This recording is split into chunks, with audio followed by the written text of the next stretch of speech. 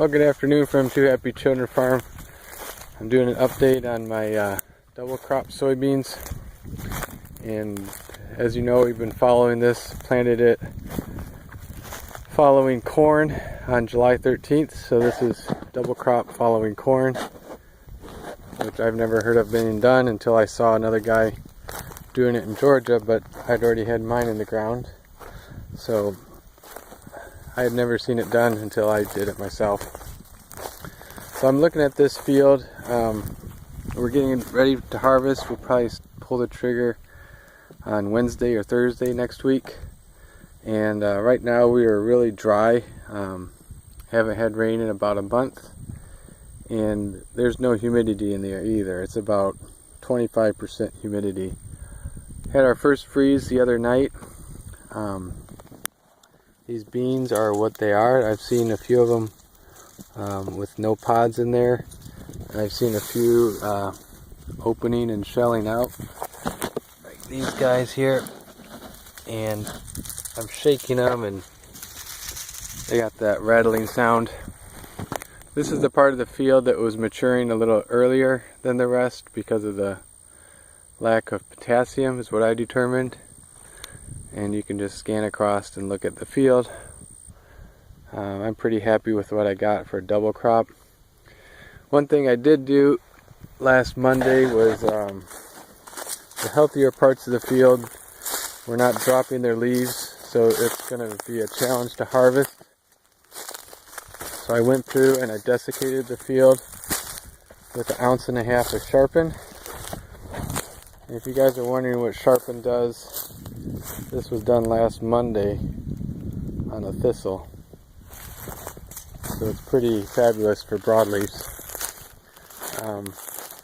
This other part of the field still had foliage on it. Last Monday it was pretty thick. And now it's dying off really nicely. And we should be ready by next Monday. So we're at 3,200 heat units on this field, and we hit R7 where I first started seeing brown pods around 2,700 heat units. So I'm wondering, I think I used every good day I could to get this crop through and fully mature. It's a group 5, but I'm wondering if it's a possibility where you could get about 2,800 heat units and then let a freeze kill it or possibly desiccate it. The one thing here in the south that we do is we're a no-till farm, so we're continuously trying to keep our fields clean. So typically if this had been in a corn production flow, I would be out here in November doing my burn down and then also put a residual on to get me through the winter.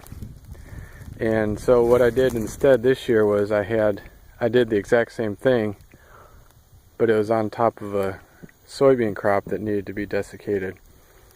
So I'm wondering if in the south here I can still grow a longer season soybean, like a group 5, as long as I hit R7 or 2,800 heat units in time, and then it doesn't quite die off on its own because we don't have enough heat to finish it off, but I can desiccate it and finish it off. So I'm trying to figure out what the magic number is for heat units down here. It looks like it's about, if you hit 2,800 you'll get a crop. And the reason I'm saying that is I had some plants down here at the headlands where the headlands didn't have a good emergence at all. So I had gone through here over a month ago, and we had cleaned it up with Sharpen. So for example, these guys have been desiccated well over a month. And